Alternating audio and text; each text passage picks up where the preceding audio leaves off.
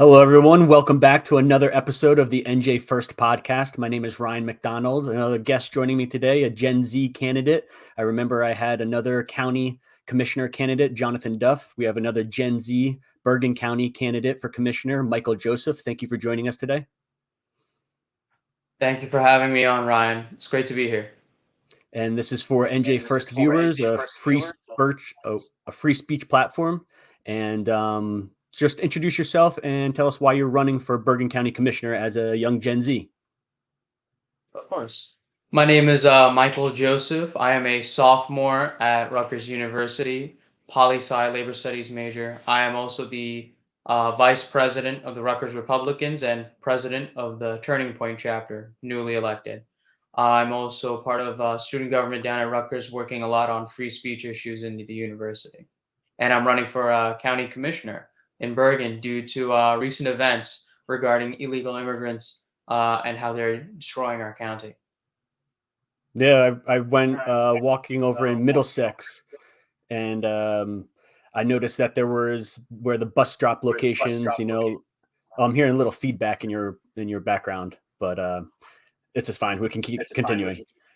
Mhm. Um, so, Bergen County Commissioner, I want to remind people that it was once called freeholders, and I just like reminding people that because Republican Senator Joe Panacchio was instrumental in starting off this change to commissioner. It was just just some political news for people who are watching, but you're running for Bergen County Commissioner, and the one thing I was involved with the county freeholders, county commissioners, was that anti sanctuary state resolutions that went around in 2019, just to remind people for NJ1ST viewers that there was a resolution passed around to every county, mostly Republican ones, telling them to pass it. And in this resolution, it put up a vote to the people.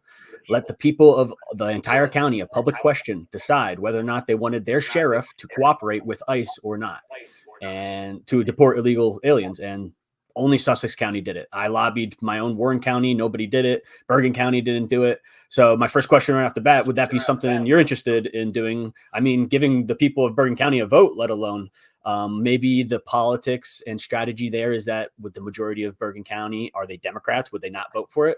But even then, if you're a county commissioner, technically you can just not even give them a vote and pass a resolution saying your sheriff can cooperate with ICE. What are your thoughts on all that I said? Yeah, I mean, not only would we pass this resolution, we would also go even further and reopen the detention center that was closed in 2021 after they refused to renew their contract with ICE. And we would also command our sheriff's department to establish task force to combat human trafficking, identity theft, which is a common way illegal immigrants use to get jobs in our county. We would also mandate e-verify for all work done for the county and with contractors relating to the county. This would be huge with our parks division hiring illegal immigrants to cut lawns and trim trees, and with our construction companies that we're contracting with who use illegal immigrant labor to Hmm. fix the roads and build new roads. It's not just a resolution to follow the law, it's to protect our county and the heritage of our county too. It sounds like if people don't know, New Jersey is one of those revolutionary states. We like to think we uphold home rule, meaning the county are the people to decide. Essentially, the sheriff is the utmost one, but the board commissioners would be right next to the sheriff in the power in the county. A lot of power you would have. So you would do it right away. And that probably is the strategy why other Republicans throughout the years didn't take up this resolution, because it was a vote to the people.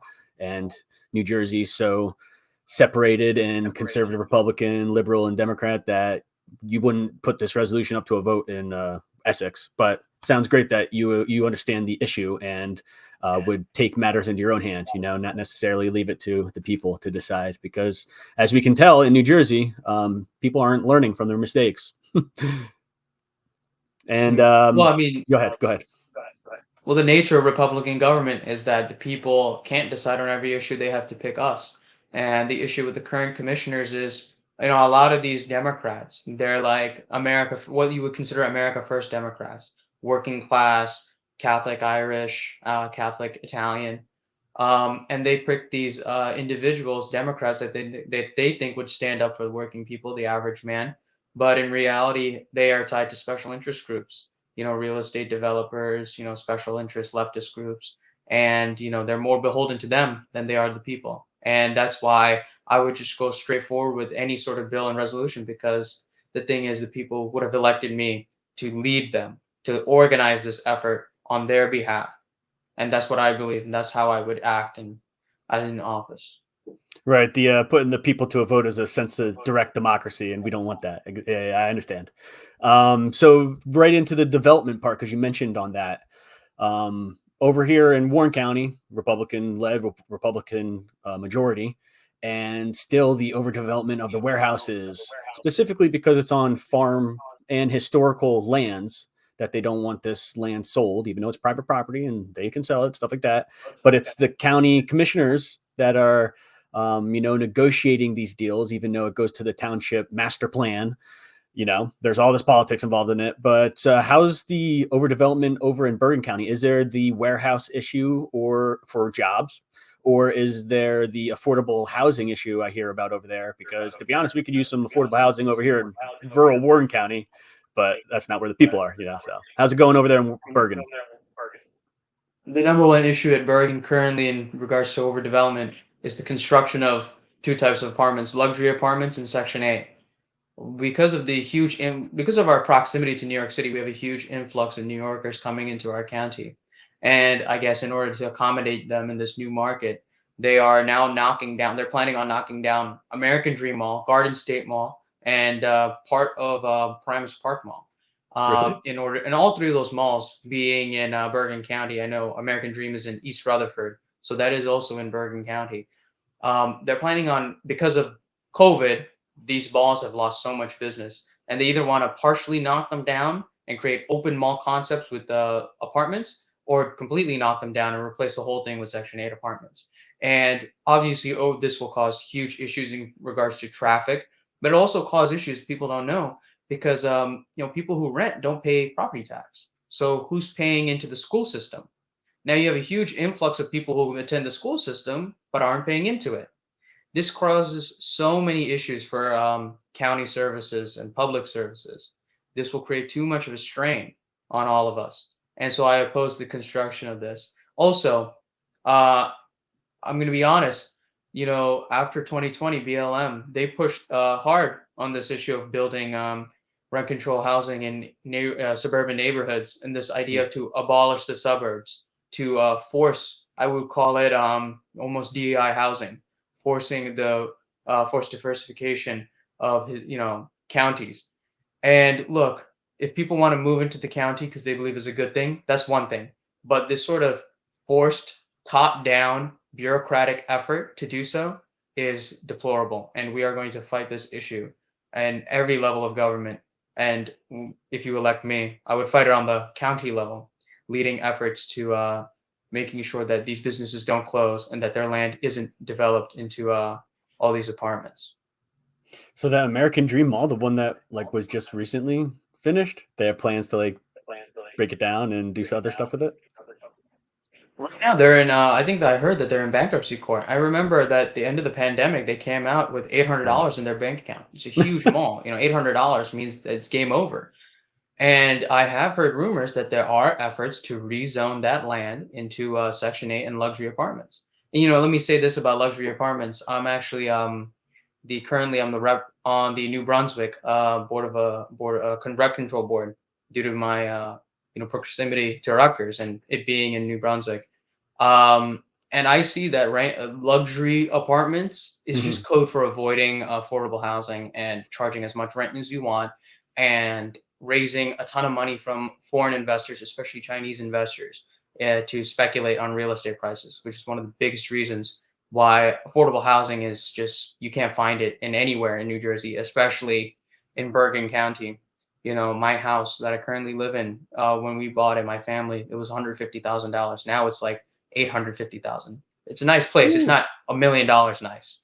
It's because of real estate speculators who come in, buy properties, invest in apartments, and drive the prices up, making it impossible for everyday Americans to live in their own communities.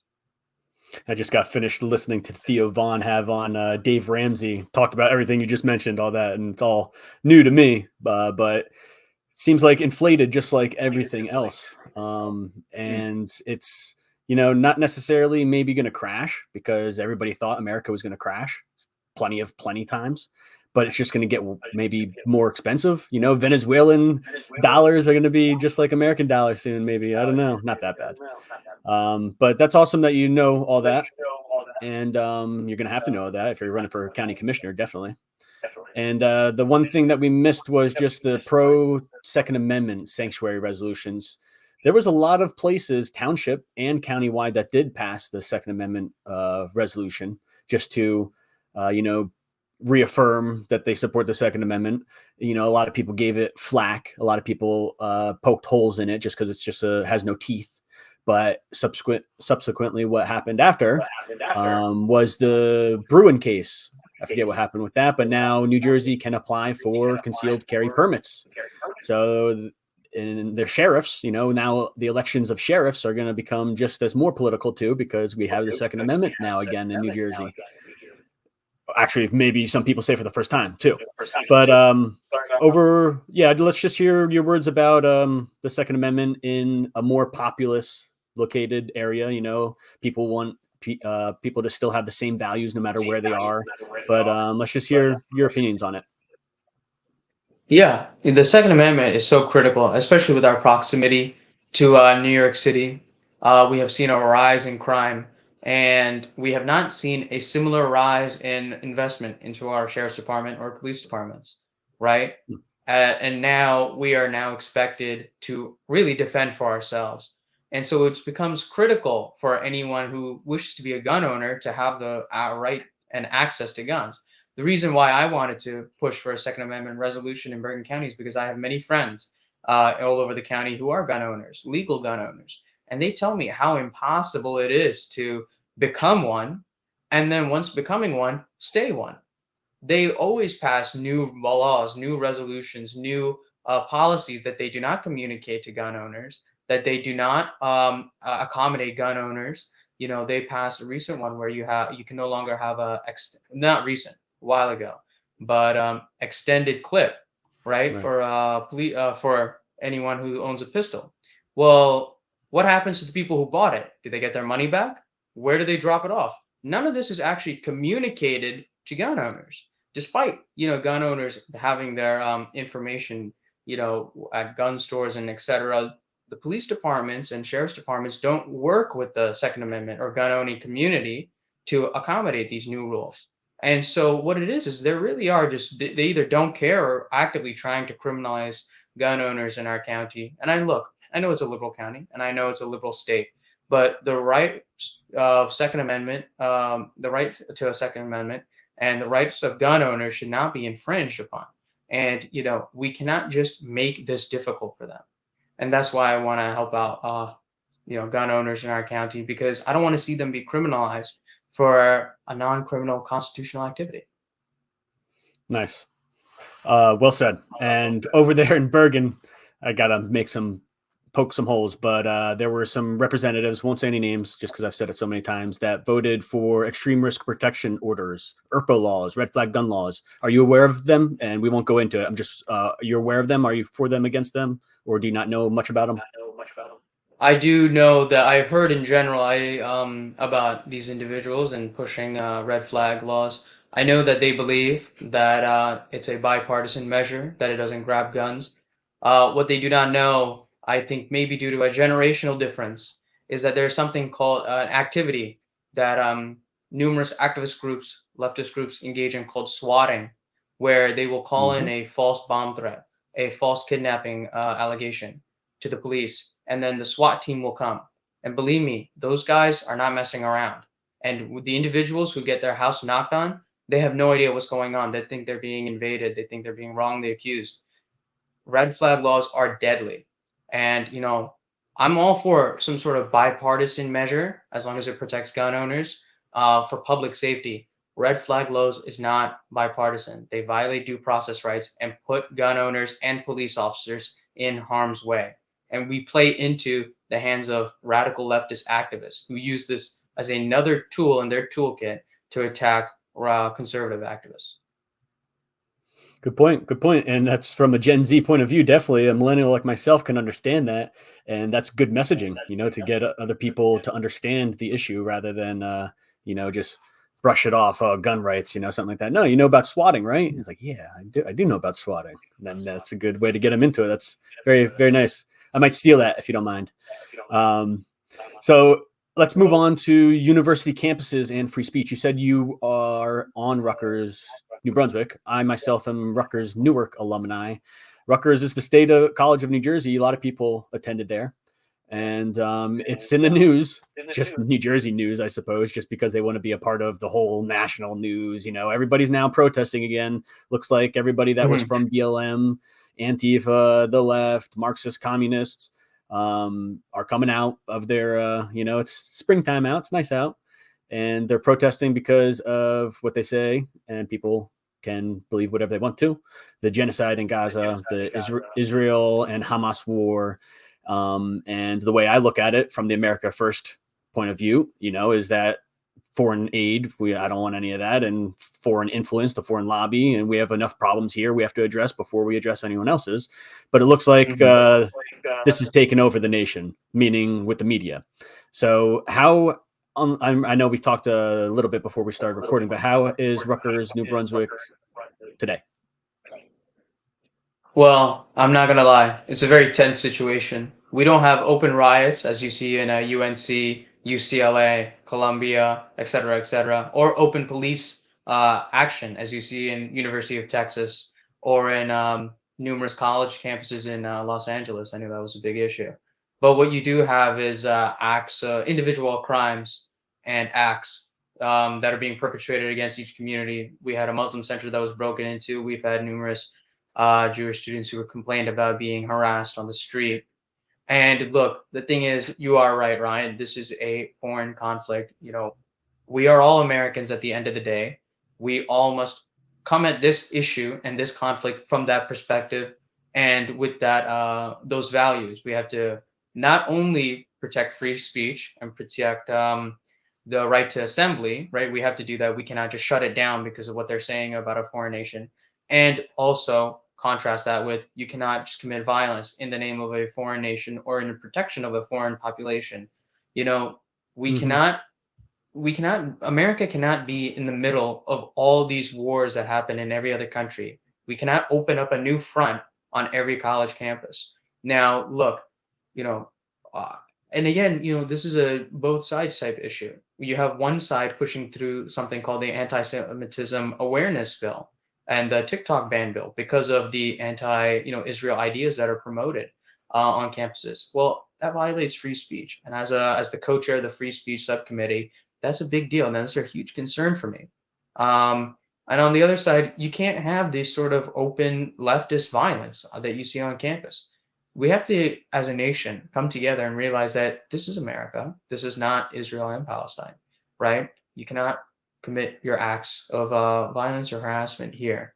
We need to at least be able to, in America, how it works is you have to sit down and talk through your issues and come through at least some sort of bipartisan consensus.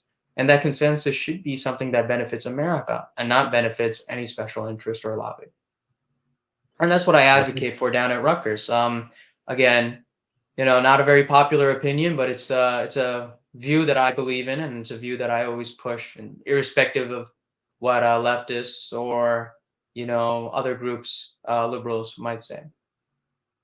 Well said. Well said. And I remind NJ1ST viewers of how the New Jersey media painted the BLM riots or lack of riots in New Jersey. They tried to put New Jersey on a pedestal. We went through these 1967 race riots before. We wouldn't make that mistake again. We can sit down and talk out our differences. I believe that Rutgers, New Brunswick, they had those tent encampments come up, right? And everyone was chanting, doing their protesting. And then the New Jersey media started calling them all terrorists. Interesting that they lumped everybody in like that right away. I agree. I just got done watching UCLA and over in probably Texas, bigger campuses that are, I don't know what's the difference between them and Rutgers. Maybe Rutgers just has too many liberals that they're not going to I don't know, but there is a lot of violence going on these campuses around the nation right now. I just tweeted out that I saw somebody get dragged through a mob and beaten for a good 2 minutes, like beaten to a pulp, just like you would have saw in 2018 to 2020. So it's amazing to hear you speak up and in defense of free speech, the First Amendment. If people don't want to hear it, we'll say it again, that there are those congressional laws being passed that are threatening the First Amendment and free speech. People might not look at it that way, but there are plenty of people like myself and Michael here, and plenty of people I talk to every day that do look at it that way, you know? So we have a right to our opinion just as much as anyone else, and we demand representation of that opinion too. People who say that they support it should support it. But I've talking about those laws. It's passed on our state level too. New Jersey has that exact law that you're talking about is passed in New Jersey. Tom Kane Jr. helped that when he was a Republican for the state. But this is just us more informed than the regular voter, I would say. And if they keep watching NJ1ST, if they maybe want to look into Michael Joseph's plan for Bergen County Commissioner, he's running. He sounds like a very informed Gen Z, as we're finding out. The Gen Z generation is more conservative than the millennial generation. I tell everybody always, I go 6 years, I've been going to events, 7 years going to political events. There are no millennials. There's nobody my age. There's a huge gap. It's visible by the eye. But I see Michael Joseph at plenty of events. I've seen him plenty of times, and I've seen his colleagues and also other Gen Z that show up. So there might be something to this Gen Z conservative movement. Any last words you want to talk about Gen Z a little bit, or any last words you want to talk about before we wrap up? Yeah, in regards to Gen Z conservatives, obviously me and my running mate, we can speak about him for a little bit, Dave Plotkin. He is also a Gen Z conservative. Also, on top of that, we have a ton of Gen Z conservatives running in this election cycle on the local level in Lyndhurst and Whitecloth and all over Bergen County. And I know many, many Gen Z conservatives who are either members of the college Republicans or members of Turning Point chapters who are now running all over the state level. I can't, I don't know specifically about their campaigns. I'm very focused on Bergen County right now. But yeah, Gen Z conservatives, we're really leading on this issue. I feel like there's a sense of fearlessness. There's a sense of patriotism. There's a sense of, Christian sentiment too. They're very, I Mhm. think, on top of that, the most Christian generation, really bringing those values back too. And I think, it's all because of individuals like Trump, because of social media people like Candace Owens, Tucker Carlson, and also these, we're really rebuilding on the campus level, Turning Point, College Republicans of America, all these new conservative campus level activists are really organizing the youth. And that's why you're seeing such a surge in a conservatives running for office, real conservatives like you and me, Ryan, all over Bergen County, all over Jersey, and all over our country. Well said. And I never really call myself a conservative. I know why people would think I am one. But if I was running for a candidacy, I would definitely tell the truth. If I'm a conservative, I'm going to be running as a conservative. Just let everyone know that. Mhm. And just like how Michael Joseph, he's saying he's a conservative, you believe him. He's running as a conservative. Thank you so much for joining the NJ1ST podcast. Can you tell the viewers where they can find your campaign if they want to donate or volunteer in the last month, I suppose, we have for the primary? Well, I guess all the way Yes. November Well, for you. actually, yeah. Well, actually, for now, we don't have a primary opponent. We're pretty much already are the Right. nominees. Nice. We're very fortunate that our primary opponents, we were able to speak to them and they were able to see that we are very serious candidates who believe in sincerely in our county and making it great again. And they were able to, believe in us, drop out and support us and endorse us.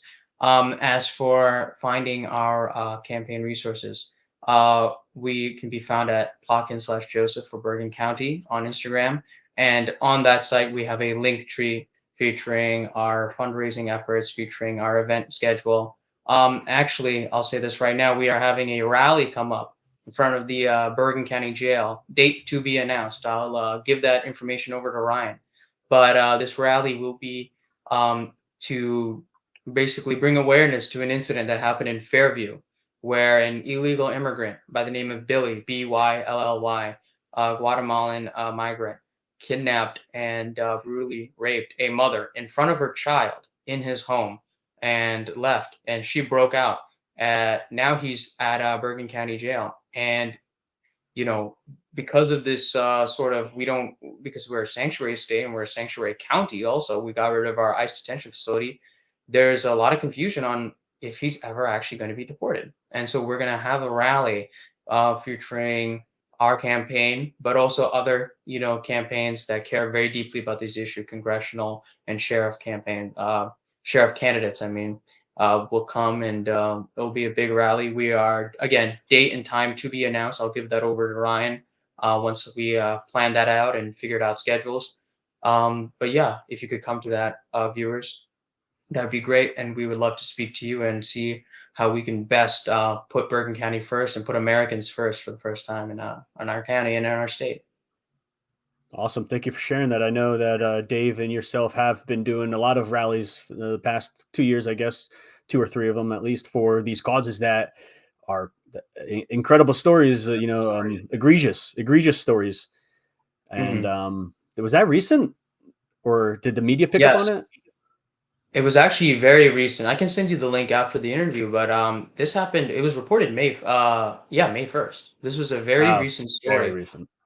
Yeah, so that's why we're really picking it up, and we're really trying to push this Okay. issue. Again, 2024 election on every level of government will be about mass migration, and it will be about the dangers that are unknown in our country that have been brought in under the Biden administration for the past 4 years.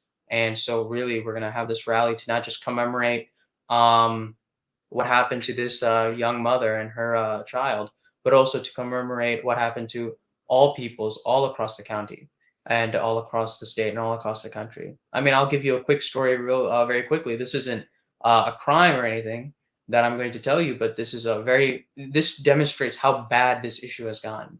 And I think I told you the story before, Ryan, privately, but I tried to apply for a job at Lowe's Paramus a couple years back. Back when I was just starting college, ending high school, starting college, in order to pay for a trip to DC. When I went into this Lowe's, I was met with a Spanish speaking only manager. And she pretty much told me, once we got a translator, she told me, because I speak English only and I don't speak Spanish, with the like the rest of her employees apparently, I'm not getting the job. And well, that's employment discrimination, right? That's Yeah. discrimination on the basis of national origin. But I guess English speakers and Americans and um, those non-protected classes, you know what I'm talking about, Ryan, don't get the same protections. That's not where the courts have stood up. But we Mhm. do have civil rights, and we do have to see them protected. And it's gotten really bad. And the people we're bringing in, we protect their rights. We protect them from ICE. They don't protect us. They don't view us as brothers. They don't view us as countrymen. They view us as foreigners in the way they are, really. That we're strangers, and this is a real big issue. So you're going to see more crimes and more incidents like the one I described happen all across the county, all across the state, all across the country if we don't stop what's happening at this border. Well said. Well said.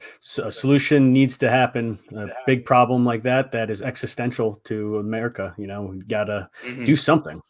Thank you so much for joining on the NJ First podcast. Make sure everybody to like, comment, and share. Follow Michael Joseph on Twitter, on Instagram, and thanks for joining, Mike.